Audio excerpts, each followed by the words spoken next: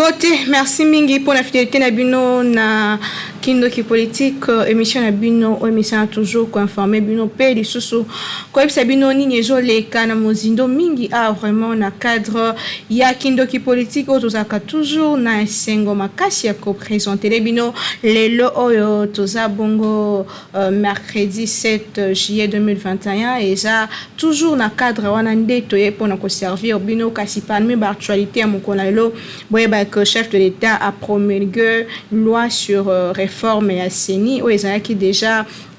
jugé conforme à la Cour constitutionnelle puis qui adopté na deux chambres du Parlement kasinanga momosusu toza na nouveau visage na Banque centrale du Congo une dame pour la première fois dans l'histoire une dame aza nommée le gouverneur ya Banque centrale du Congo a remplacé bongo monsieur Deogracias Mutombo pe madame Malangu Kabedi Mbui azali moko moko ya ba femme o ba bundi makasi sur le plan international azaki ko travailler na FMI kino azala nommé lokola gouverneur ya Banque centrale du Congo na Sengowana lelo to yembeli bino une dame aussi une dame de fer une dame ya makambu asala makambu mwa minene na o etali bongo masolo etali basi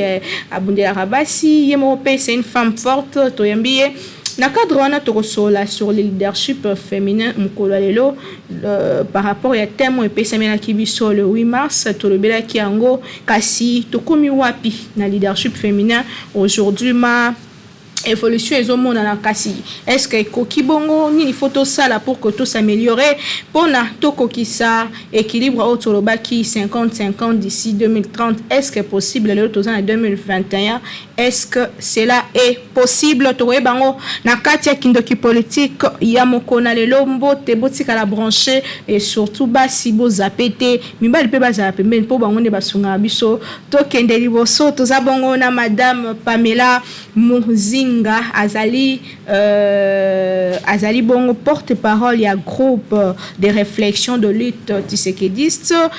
Grete na Mukuse azali bongo femme politique azali femme d'affaires en même temps c'est une femme oyo a travaillé à mingi na oyo etali makambo etali basi mona mboka madame Pamela mbote na yo ndeko Naomi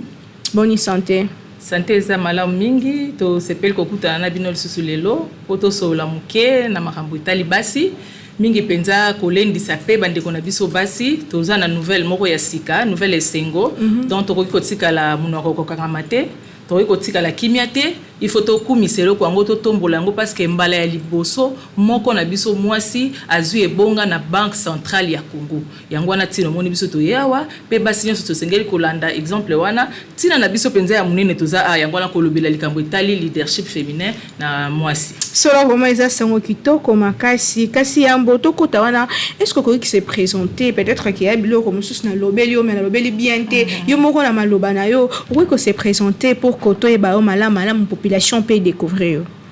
Nazali kombo nangai Muziga Pamela. Nazali mwasi ndenge bomoni bino nyonso. Nazali moko ya bato balobelaka basi.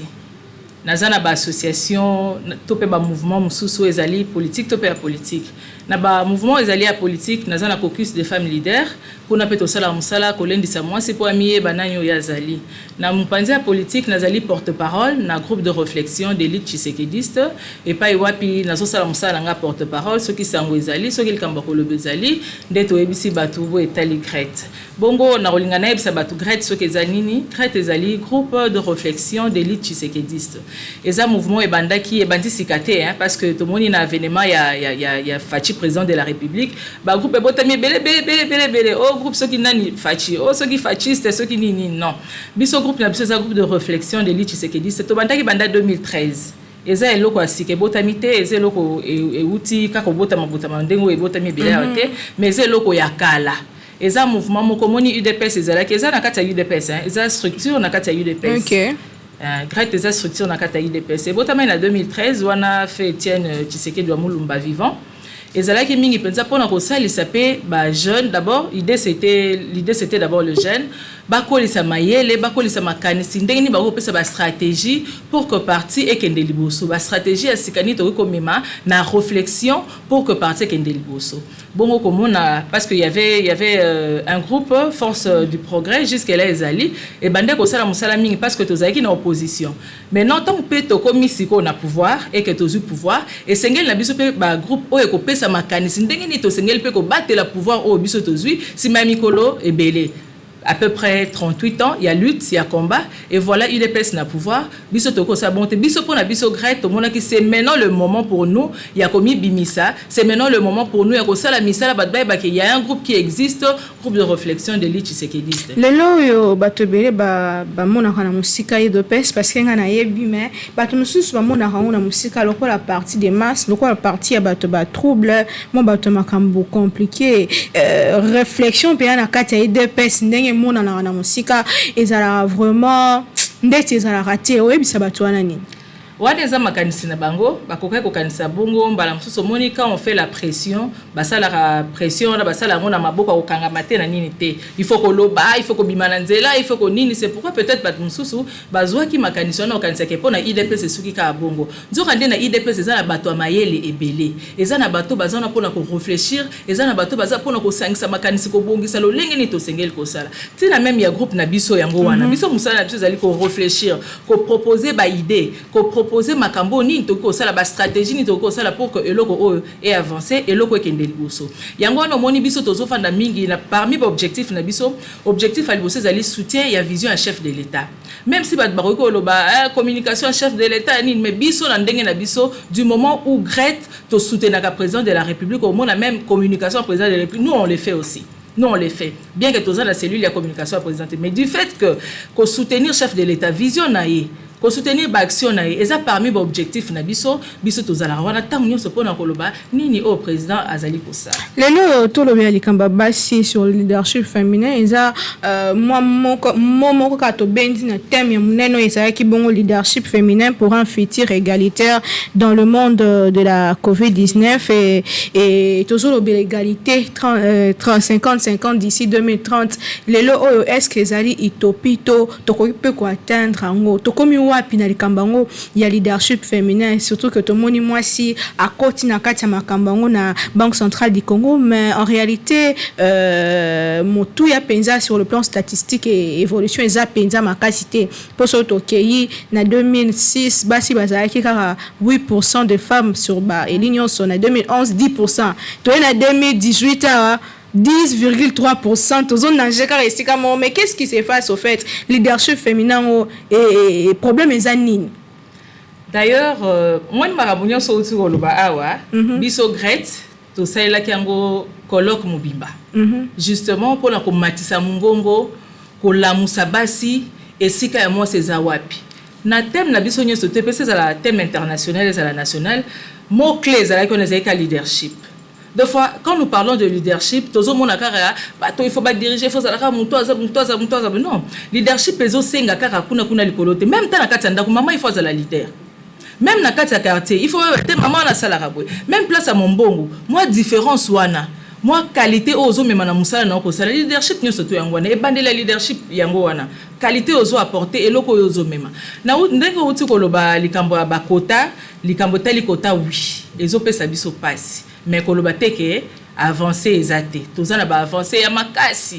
makasi surtout na président de la République na biso Fachi ba avancer ezana ndenga ko sakanate ba avancer za ndenga ko sakanate ko lobi na 2006 oui tozalaki muke to comme na 2011 c'était la même chose mais to bouger moi muke na 2019 to baxer moi 3% non to bouger pendant moi muke to ninga di moi muke Toningani penza mwa muke soko ke ndenge moko pe soko tali na ba poste gouvernemental au moins la évolution ezali avant pour que basi ba atteindre les fiscs à 10% c'était difficile mais c'était difficile maintenant président Fachi au monitor alboso gouvernement Ilukamba on était à 17% évolution ezali déjà makas mais cette fois-ci nous sommes au nombre maintenant nous sommes à 27% de femmes oui 27% mais eza avancé moko énorme il faut te féliciter. Il faut vraiment to kumisa yango to lobela yango. C'est aussi une façon ya biso comme soit sous makasi mutuna musala nae là où elle fait son travail, là où elle travaille na activité nae na domaine nae ya koluka ko émerger le sous davantage pour que tout l'accès que tokoki. Oui, na 2030 atteindre 50-50 c'est possible parce qu'il y a d'autres pays déjà qui le font. Le Rwanda par exemple. Le Rwanda a déjà atteint. Baza déjà dans le Parlement, là-bas, c'est plus ou moins plus de 50%. Kenya emboîte le pas. Tanzanie aussi. Et pourquoi pas nous? C'est pourquoi le président de la République nous donne cette opportunité. Namona ki mikoleleka ki awa na ba chaîne na biso ndezolo bela bande ko lela likamba gouvernement ya sama ilu ya sama lukonde webi matomona ke umelaki mais biso na IDPS tant tokendaki matinée secrétaire général à biso abi gouvernement ce que zo umela c'est parce que ba président et ba parti politique na ba liste o batindaki quota ya basezalaki mukie yango na président de la République a zongisi a sengaki basi bazala non. Tant que toyoka ki biso déjà basi to mona ki yango eseloko moko mutuya moi ba doute muke moi konini mais tant gouvernement eko bima toyoko mona ke tozu 27% pour na biso zaki loko etomboli biso et pesi biso makasi président Suka wana te na cabinet na ye directeur à cabinet adjoint moi na mwasi lisusu mama to vandaka tola muka to pousa mikolo gouverneur ya banque centrale moi na mwasi likambo na no salamate. Tout le monde appelle Madame Janine Mabunda malgré qu'elle a qui mais Ezaki première fois parce que avant Ezaki intérimaire il y a qui pensa vote pensa que moi si pe na tête Assemblée nationale Ezaki pe likambo esengo to encourager kiango mais tozala qui dessus par rapport à Essel et Naya Musala. Tant que yoza moi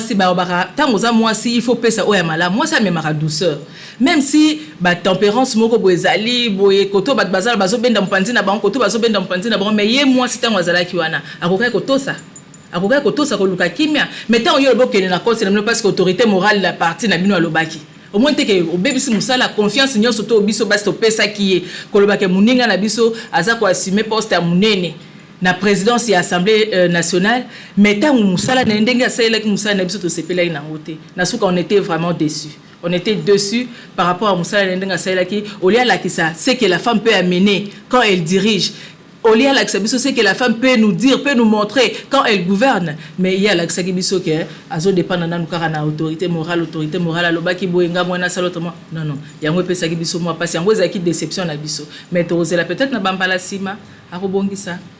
Toujours ya likambo oyo tikolobela oyo ya likambo toujours ya basi tolobela likambo leadership féminin na cadre ya ba parti politique na biso lelo ni esaka ni ne motivar que moi si a se présenter ba ponaka to yemoko a se manifester parce que président de la République il y a pas longtemps au tikoloba que akolinga ko souhaiter que successeur na eza moi si mais belé ya batu batelema ki koloba keza et part excusez-moi eza genre folie et ko sala maté mais lelo yo ni ne ko sala que moi si akoma wana to mona lobby maman Marie faut quoi zala ki pe lokola candidate mais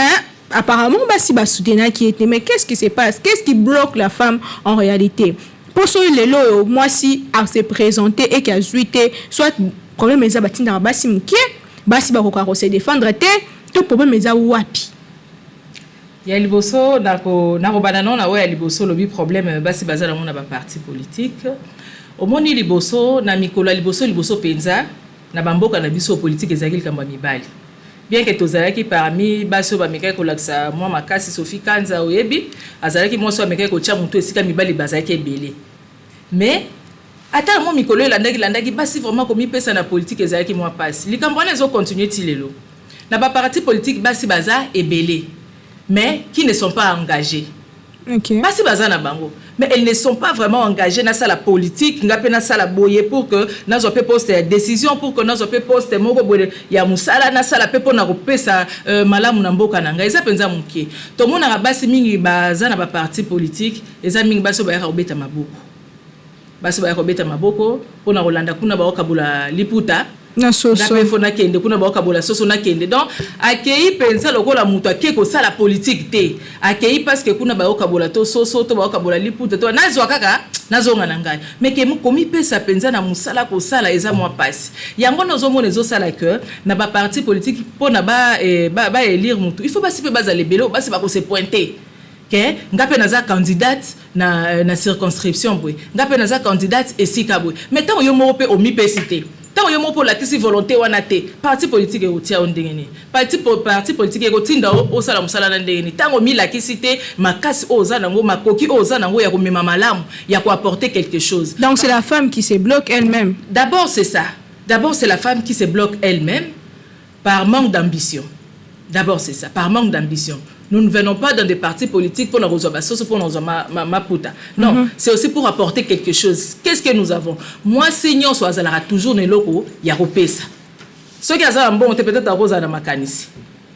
Soit azala bon ta rosa na makanisi. Soit azala makanisi peut-être à rosa na conseil. Soit azala conseil peut-être à rosa na moi loko moko ko salisa kaka ke makambo ke ndeliboso. Na likambo lobaki ya maman Marie-Josée Ifoku, ce n'est pas que basi ba vota qui était ni ba vota qui était. Bon, sensibilisation d'abord, c'était comment?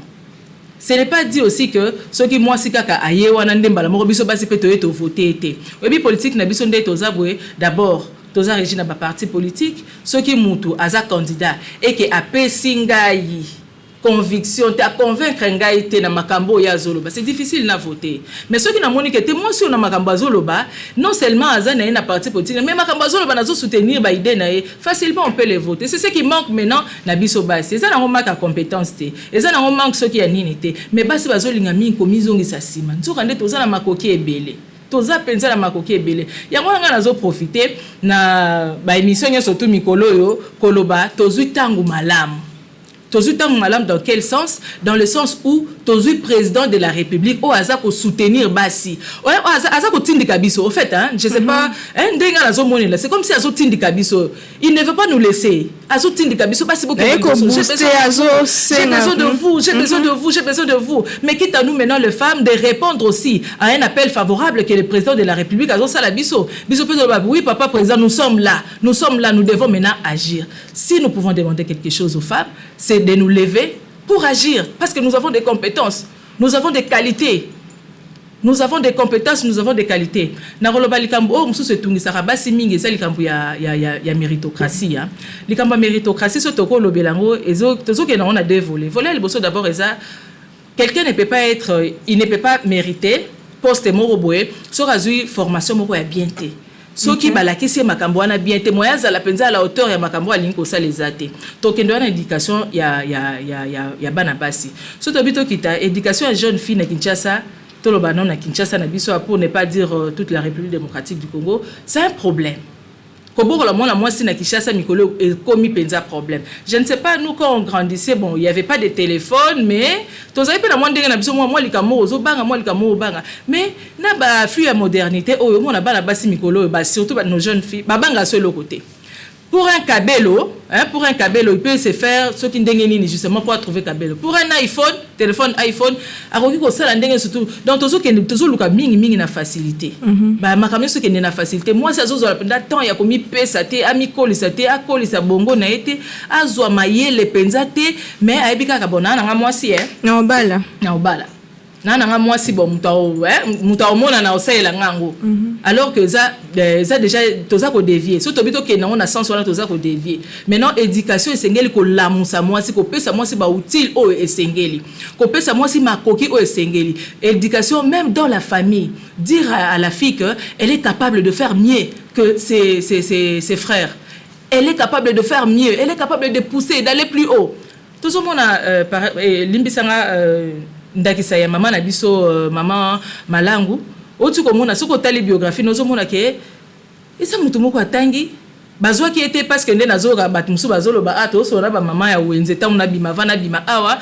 mama oyoki mutu na bino makamba sali kuna acheli biso susu muluba ndeko na muluba sans pour autant ba mama wana batala nanu ba qualité nini compétence nini muto batia wana zanango mais tozo kitana ba bassesse bon ti valeur eza bassesse tozo kitana ba biloko ya mike wana ole to loba makambo esengeli mo batie wana aza nanyo asala déjà ninyo eloko nini na makaso ko memela biso changement nini na ko to mitu na tana 32 ans na FMI c'est pas peu de choses c'est pas peu de choses comment c'est pas peu de choses et surtout que FMI eza pe na besoin ça la ba réforme ebele na banque centrale na biso ce qui est qui atangai natia mutu no chaka mutu o avandi kuna ebi mo ba makam na bango ndeke na ebi système na bango nde ba travaillaka pour que faciliter pe mboka na biso to atteindre l'objectif autoza nango toujours de la 1 milliard 1,5 milliard na FMI mais aussi nga biso moi ba réforme belé na banque centrale et c'est biso moi makambo belé qui ta wana ba ko tchape n'importe qui te muto aza mieux placé aza pe mieux placé eza maman na biso wana tant ba tché wana biso monde mabe mon côté moi je ne suis pas du Kassai mais je la soutiens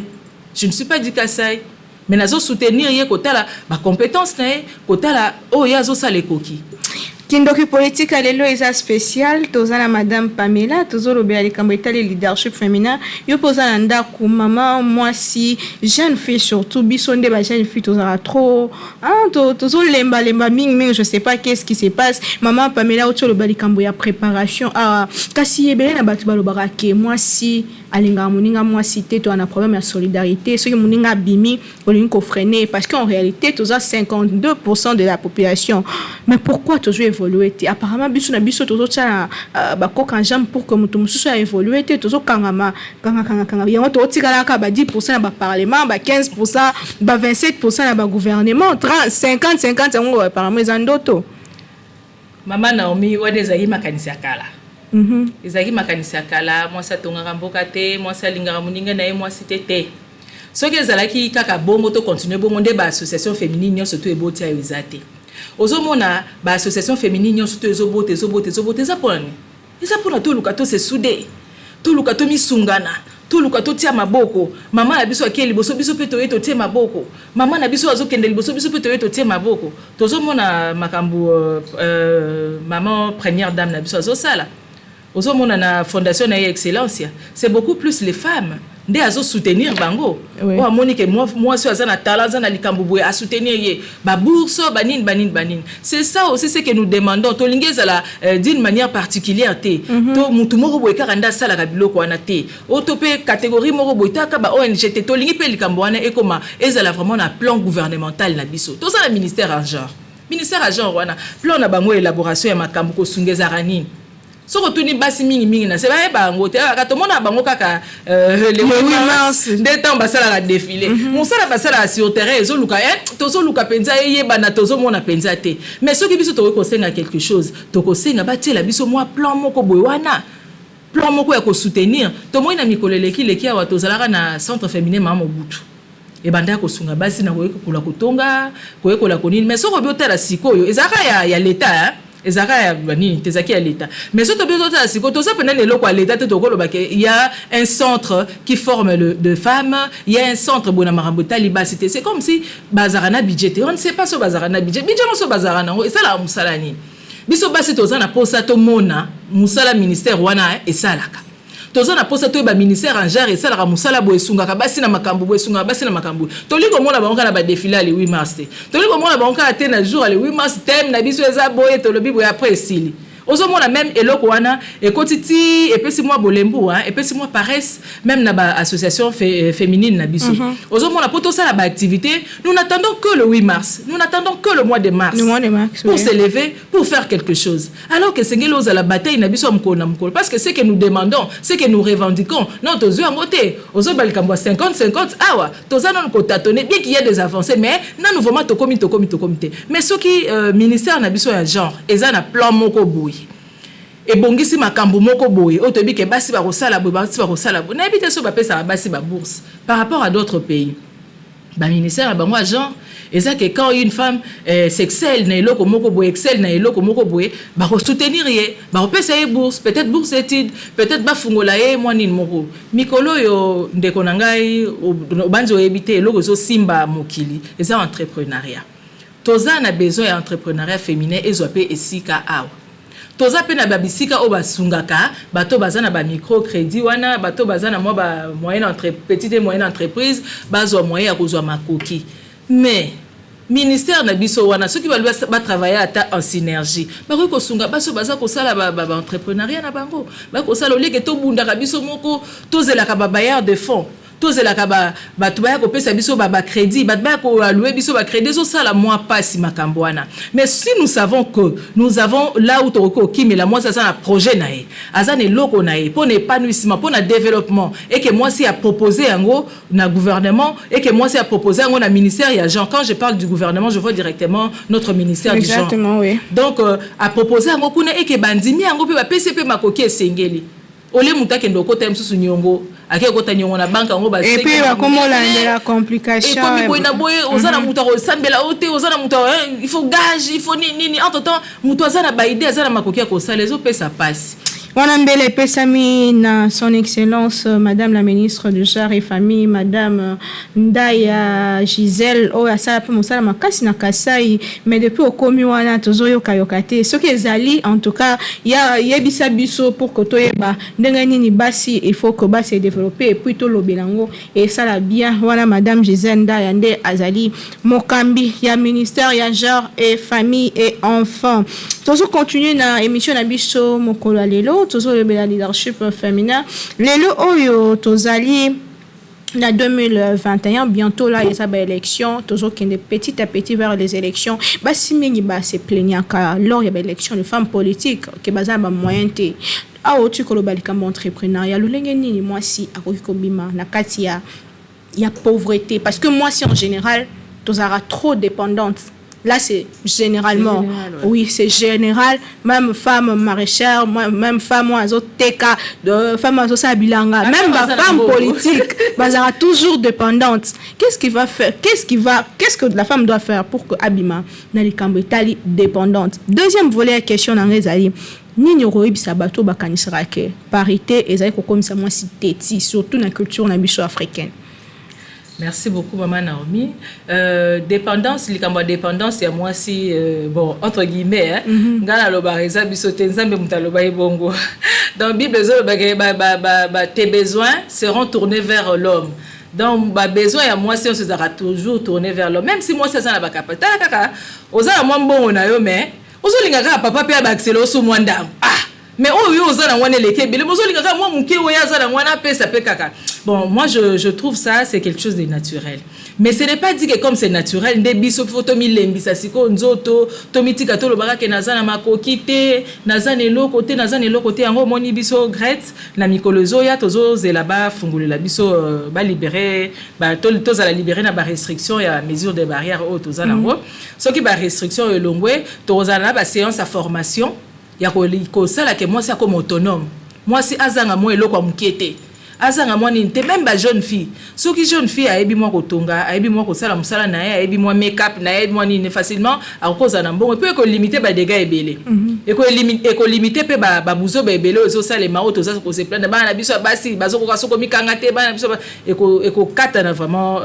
ce qui to bito sala ça wana moi to mini Grete to zo la so to silisi ce qui makambonyo so leki to roza na ba formation to roza ça te ko yebisa bino bo yebisa la biso pe batu mususu balingi ko ya ko participer na ba formation na ko participer à l'activité autogosala pour que moi si comme autonome comme indépendante.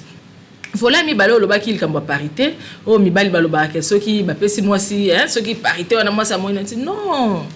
non moi si azakaka moi si mobali pe azakaka mobali. Et l'obité pour le bien na parlement par exemple na parlement toujours réclamer 50 ndé kolongola biso basi le commissaire mibali ba komi basi biso to non c'est juste complémentarité ou un biso tozo senga parce que nous avons aussi des capacités, nous pouvons faire quelque chose. Nous avons des capacités, nous avons des compétences. Oh, que ce beau pays biso musala akusala, toko sala. Et ça, c'est le quoi, tous les compétences. Nous avons des batamarans à Sima. Des batamarans parce que les amis bali non. On est à masolo to betara kala masolo c'est comme ils ozana makoki na yo ozana likambo ko sala koki pe ko sala ezala o mobala sala ezala moi ça sala ko sala to na opesa ndakisa mikolo leki mingi omoni surtout zo be mambo ya technique c'était beaucoup plus réservé aux hommes mikolo leki awa bien que dans ba pays musu bazala ki déjà moi ba avancer ezala ki moi ba basi ba bande déjà kokota mais pas na biso awa so mona ta bana basi na ista ezaki po o mona opena yo so tanga na ista mona mo so tanga na o muntu azokam mutu azosala polytechnique na campus o sala polytechnique o mona moi c'est pour asali ake na filière wana bazokam mais aujourd'hui ce n'est plus le cas ba robot roulage autozo sepela nango c'est une dame non Déjà création, il y a une dame. Justement. Au moment que eza le sous-souté kolobake, ce qui parité ni non, c'est simplement dire que la femme aussi peut faire quelque chose. La femme aussi peut faire ce que l'homme fait. Simplement. Personnellement, bah définir nyokutana nango sur na vie politique na yo parce que il y a beaucoup de femmes qui se méfient de la politique. Personnellement, bah définir nyokutana nango so na ne lo komora ma be penze marka yo mauvais souvenir. Non, mauvais souvenir, je ne sais pas parce que j'oublie facilement. Hein. Okay. Donc, quand il y a quelque chose, ce qui est l'équipe, il est déjà. Donc, je ne sais plus dire, c'était ça, c'était non. Mais, défi, en tant que femme mariée, c'est le fait de combiner les charges de la maison et les charges aussi politiques. Peut-être que vous en avez réunion, mais peut-être il faut s'occuper na bana, il faut tangisa bana, ou répéter na bana bakour, ou répéter na bana ba leçon, peut-être que mobile na zozonga na ndaku, il faut s'occuper na mozotala. Mais non, qu'est-ce que je peux faire? Na kende bo etona sala bomoni, ba contrainte wana deux fois, ça dérange un peu. Mais on essaye toutefois de s'arranger pour que les cas bien au tali planifier justement ton horaire et dire aujourd'hui je vais faire ça et je vais m'occuper de mon parti politique et ça je vais m'occuper aussi de ma famille. Toujours comme presque na souka, il y a mission na biso qui ndoki politique à mokona lelo. Y a-t-il un conseil à donner aux femmes au bazolando na miniature et puis un mot par rapport il y a organisation na bino to groupe oyos à porter parole. Je crois que c'est pas le mot de la fin. Pas encore. D'accord. Donc, si je peux dire quelque chose, Nabasi,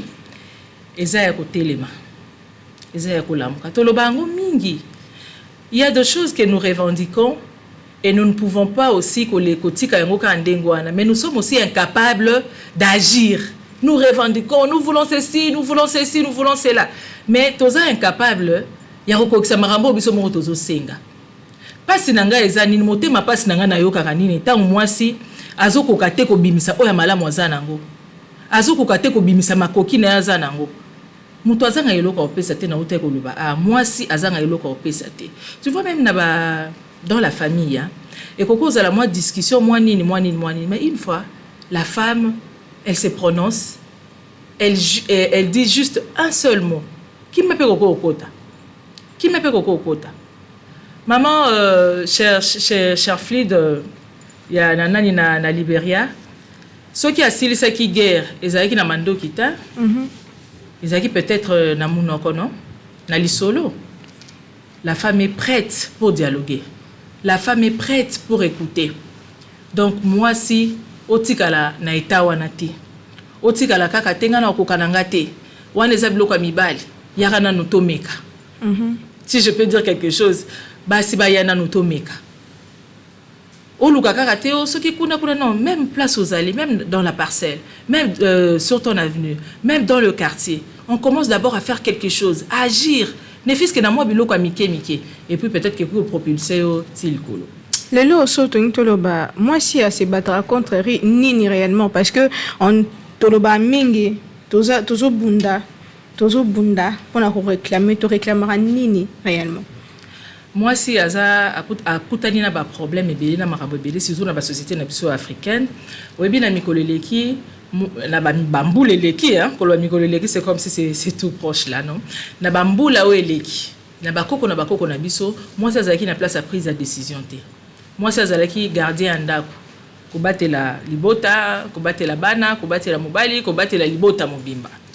mais azalaki na poste de décision te. Si nous revendiquons quelque chose, c'est d'abord nos droits que nous revendiquons. D'abord ça. Mais peu à peu, après la révolution féminine, au Salamagi Mingout à France, États-Unis, émancipation et autres. Émancipation, réclamation, tout ce que nous faisons là. Et que ça là, c'est que moi, c'est assez prendre connaissance, apprendre d'abord connaissance. Il y a Yemoko Oyeni Nyazali, qui est d'abord un être humain. Azana besoin, azana ba droit, pena ba devoir, o esengeli pona. Mais ceux qui biso to réclamera mingi, au moins ba makambo zo le kebele ba réclamation les osuka kaka likolo te. Ba réclamation les makambo belé. Na repesa par exemple, na Kinshasa a onde na moni makambo zo vraiment mingi te. Mais na bamboka na biso bi quelqu'un ba mariage précoce, ça dérange jusqu'à présent.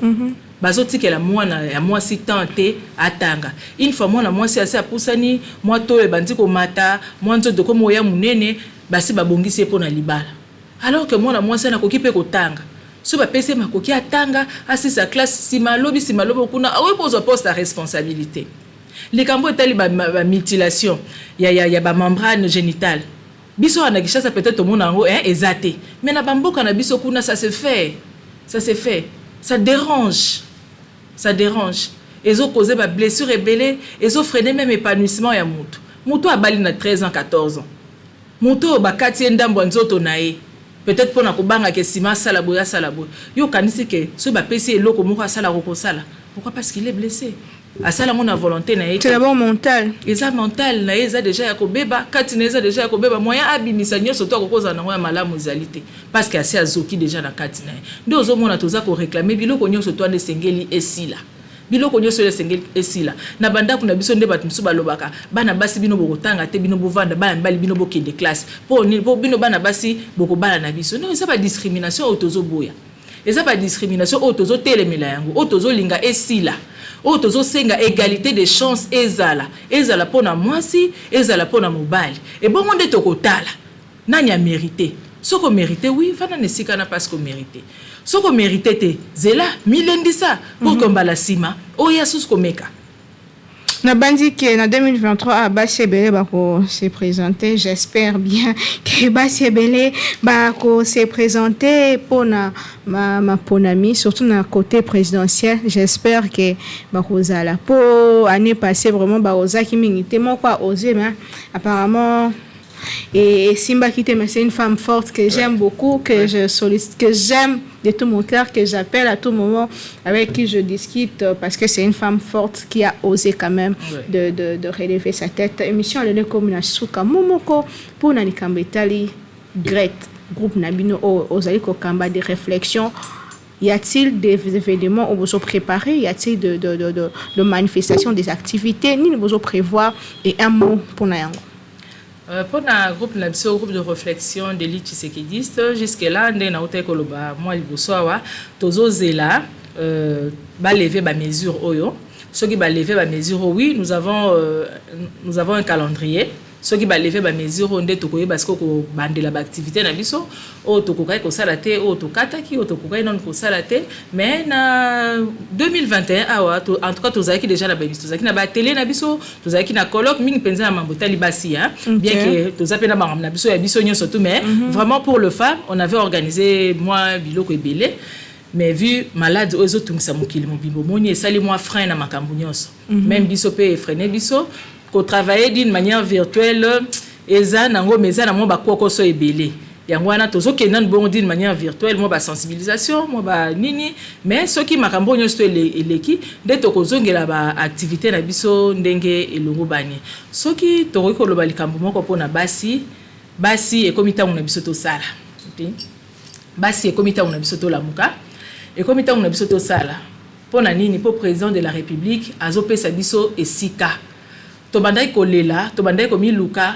biso tato lobi ba yokela biso te biso tato lobi to sala bo muta kotia biso maboko azate mais cette fois-ci nous avons quelqu'un qui nous pousse d'aller en avant c'est quelqu'un o aza kotia biso maboko na ndenge sengeli o alingi biso to bimisa o eza kati na biso o apesi biso confiance moi senior surtout esika ozwami ezaloza femme oza na politique ezala oza otekaka ezalo na musala na onyoso esika ozwami telema toza suki dibate to telema c'est maintenant notre temps de faire des choses makambo nyonso to ko réaliser ba rêve na biso ko réaliser makambo nyonso biso to kanaka ko sala ko kanaka ko kokisa parce qu'à chaque fois que toza ko lancer appel na biso ezo trouver toujours likambo malam à chaque fois que tozo loba ezo trouver likambo malam to ko banza ke maman ministre na biso maman Gisèle Nda ya mbote place ozali maman na banzi na mikolo oyo koya na ba groupe na mususu na mama mususu ndongo salaka na ba activité na ndongo salaka tozala wana pe pona ko sala effort ya ko chamwa maboko pour que basi ba telema biso moto moni président ndenga zo sala pona biso to mitika bongo te biso pe to mitelemisa to mi la sa président toza wana sima na pe toza ko soutenir yo ngana osenga basi to soutenir président de la République. Voilà. Maman limbisanga pardon. Votre mot de la fin directement oui. Parce que eloko be maki biso awa ezalaki nomination ya maman Malangu na gouvernorat ya Banque centrale. Donc en tant que gouverneur ya Banque centrale les elo mona le salamate namboka na biso RDC zala RDC non moi si à suma poste wana te basi totika la na CT